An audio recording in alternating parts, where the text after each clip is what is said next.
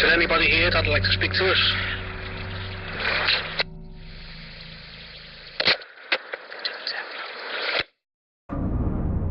Can we hear the dead? If someone beyond this world reaches out, shouldn't we be listening? Electronic voice phenomena is as controversial as it is mysterious, but as open-minded individuals, we have a duty to investigate anything that could expand our knowledge of this world, and the next. The Lionheart Paranormal Investigation team in Liverpool recorded rather incredible audio early last month, which has raised some particularly interesting questions about the afterlife. Whilst on a ghost hunt in St James's Cemetery, they recorded a faint voice which seems to come from a different direction to where the cameraman is standing. Although faint, it is remarkably clear. The team claim that it is the clearest audio that they have recorded for some time. One of the investigators, Kevin Robinson Hale, said that they did not hear the voice while they were in situ. It was only when they played back the footage that they were able to pick out a voice saying, "Don't tell anyone." Such a clear piece of electronic voice phenomena is a cause for great excitement, despite controversy about the phenomena itself. EVP is where ghostly noises can be heard on an audio recording that are not usually heard by the person recording at the time. Some people believe that while spirits may not have enough energy to affect objects, their voices may be picked up on sensitive recording equipment. It became popular at the turn of the last century when the spiritualist movement was at its peak. At that time, exciting new advancements in technology made it possible for new methods of otherworldly communication to be explored. As audio equipment became more sensitive and more affordable, it became a great way for even amateur ghost hunters to become involved. The increasing availability of audio recording equipment and communication technology is also a double-edged sword, and now the airwaves are heavy with sound.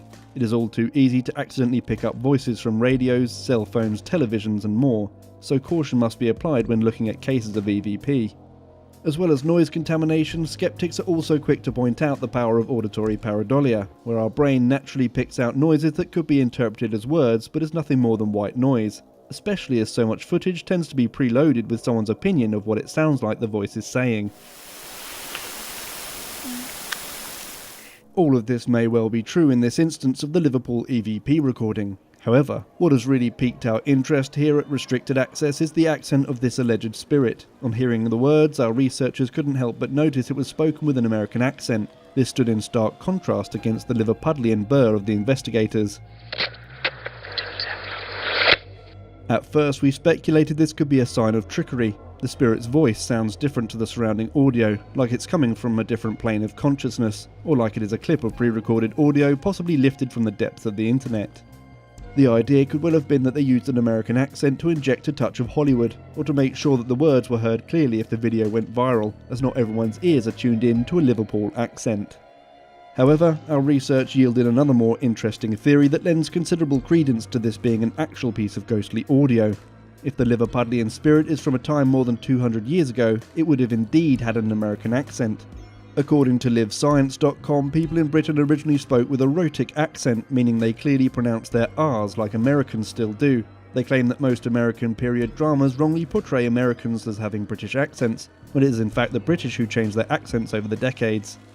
The Industrial Revolution in Britain gave some working class people the opportunity to make their fortunes. Those who achieved a new social status wished to differentiate themselves from their working class roots, and so they adopted what they called London pronunciation. This gradually trickled down into the modern English accent we know today.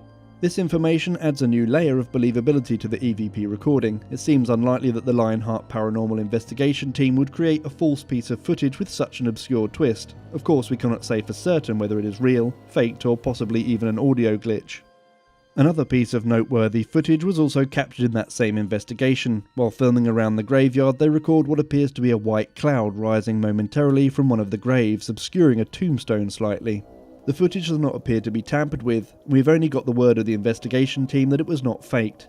Overall, the Lionheart Paranormal Investigation team seem like a sincere company. They boast a wide range of positive reviews, and it appears that by and large people using their services have had good experiences with them. So we do not feel that they would hoax this footage to garner attention. We do wonder, however, if this isn't perhaps a piece of misidentified footage. The smoke is quite difficult to make out, and so much of the surrounding scene is obscured. It does look like a wisp of smoke rising straight from the ground, but we cannot see any of the surrounding information. We do not know how close any of the investigators were to the light, as there is the possibility it could be someone's breath fogging up in the chilly October night air. The footage is also quite poor quality, and we cannot see if the torchlight is being interfered with by any nearby objects. Overall, the smoke footage is perplexing, but ultimately there are too many unknowns. Perhaps it really is the soul of a restless spirit.